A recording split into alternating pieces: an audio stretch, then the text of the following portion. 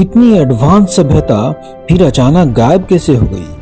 ये कहानी है सिंधु घाटी सभ्यता की, एक ऐसी सभ्यता जो अपने समय से हजारों साल आगे थी, लेकिन फिर भी ये अचानक गायब हो गई। अगर आपको हिस्ट्री के अनसॉल्व्ड सीक्रेट पसंद है तो वीडियो को लाइक करो, कमेंट में अपनी थ्योरी लिखो और चैनल को सब्सक्राइब कर लो, क्योंकि आज जो जानोगे वो किताबों में नहीं मिलता।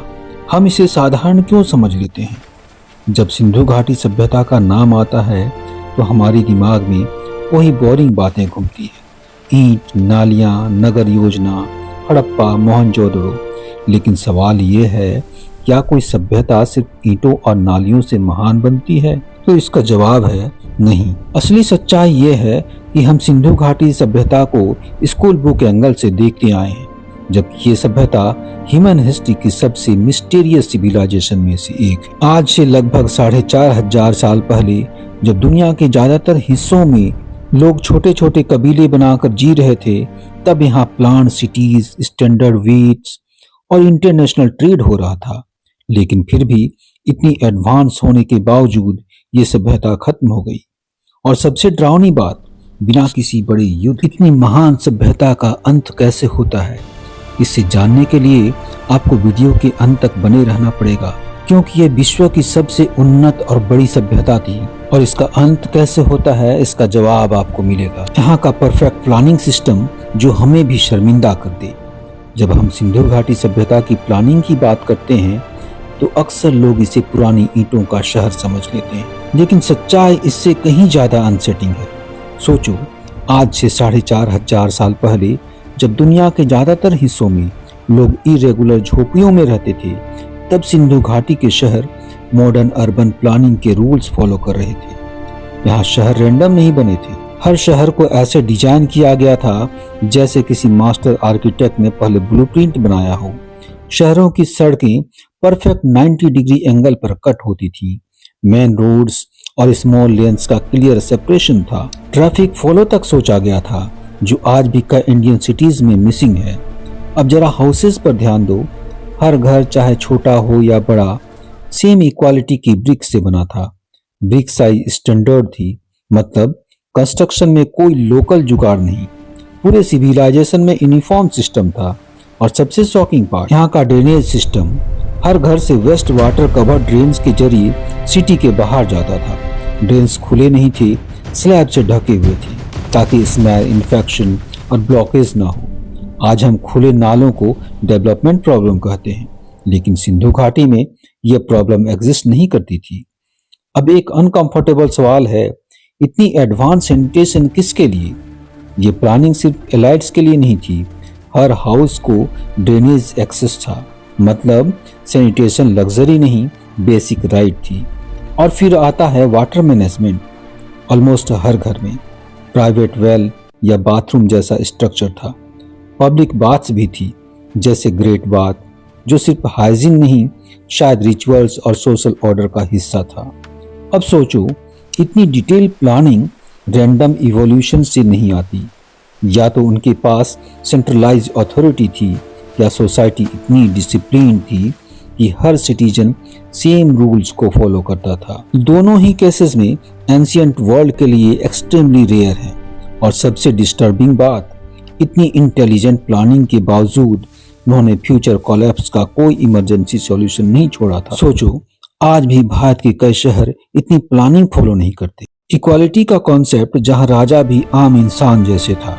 जब हम प्राचीन सभ्यताओं की कल्पना करते हैं तो दिमाग में एक ही तस्वीर आती है, ऊंचा पैलेस, सुनहरी दीवारें और एक ताकतवर राजा। इजिप्ट में पिरामिड्स में, मेसोपोटामिया में जिगुरट्स, चाइना में इंपेरियल पैलेसेस। लेकिन जब आर्कियोलॉजिस्ट ने मोहनजोदड़ो और हड़प्पा को खोदा तो एक चीज सबको अनकंफर्टेबल कर दिया। यहाँ कोई पैलेस नहीं था, न कोई रॉयल फोर्ट थी, कोई ऐसा स्ट्रक्चर नहीं जो कहे यहाँ राजा रहता था। अब ये एब्सेंस अपने आप में एक बहुत बड़ा स्टेटमेंट है। इतिहास में पावर हमेशा आर्किटेक्चर से बोलती है। राजा खुद को दिखाना चाहता है ऊंची दीवारों से, विशाल हॉल से और आम जनता के अलग स्पेस से। लेकिन सिंधु घाटी में ऐसा कुछ भी नहीं था। यहाँ घरों का साइज अलग अलग हो सकता है, लेकिन क्वालिटी ऑलमोस्ट सेम है। Same bricks, same drainage access, same urban facilities, मतलब यहाँ हिरार्की थी भी तो शो ऑफ नहीं करती थी। अब सवाल उठता है, क्या सच में कोई राजा नहीं था? पॉसिबल है।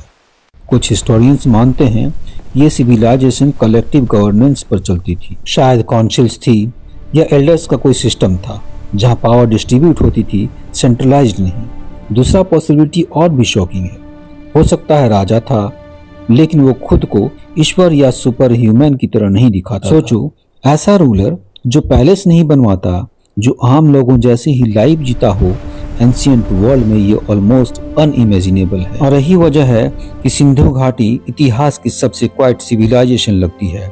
यहाँ पावर ने चिल्लाने के बजाय विस्पर किया।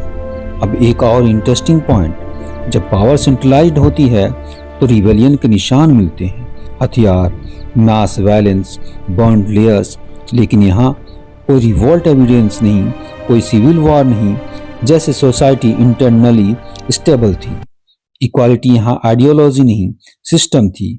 हर सिटीजन को क्लीन वाटर, सैनिटेशन और ऑर्गेनाइज सिटी मिली। इंटरनेशनल ट्रेड, सिंधु घाटी के सेल्स मेसोपोटामिया तक मिले हैं, मतलब ये लोग इंटरनेशनल ट्रेडर्स थे। अब सवाल आता है, इतनी स्मार्ट, स्टेबल और ऑर्गेनाइज सिविलाइजेशन अचानक कैसे टूट सकती है? सबसे बड़ा सवाल, ये लोग गए कहाँ? यहाँ से असली मिस्ट्री शुरू होती है। अधिकांश सभ्यताओं का अंत या तो युद्ध से हुआ या इन्वेजन से, लेकिन सिंधु घाटी में युद्ध के निशान नहीं, मास डिस्ट्रक्शन नहीं, हथियारों का ढेर नहीं। तो फिर इतनी बड़ी पॉपुलेशन धीरे धीरे गायब कैसे हो गई? हम ये भी नहीं जानते ये लोग खुद को क्या कहते थे, एक भाषा जिसे आज तक कोई पढ़ नहीं पाया। सिंधु घाटी की सबसे खतरनाक मिस्ट्री उनकी भाषा थी। हमें हजारों सील्स मिले हैं, उन पर सिंबल्स बने हैं, लेकिन कोई लंबा टेक्स्ट नहीं, कोई ट्रांसलेशन नहीं, कोई रोसेटा स्टोन नहीं।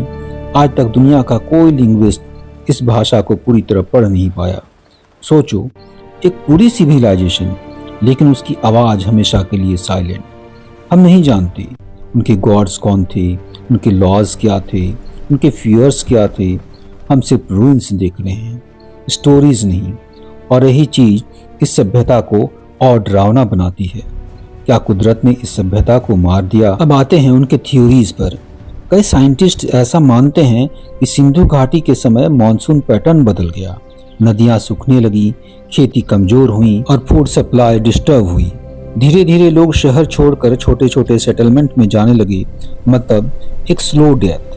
लेकिन अगर ऐसा था तो पूरी सिविलाइजेशन एक साथ क्यों कोलैप्स हुई? क्या एक नेचुरल डिजास्टर ने सब कुछ खत्म कर दिया?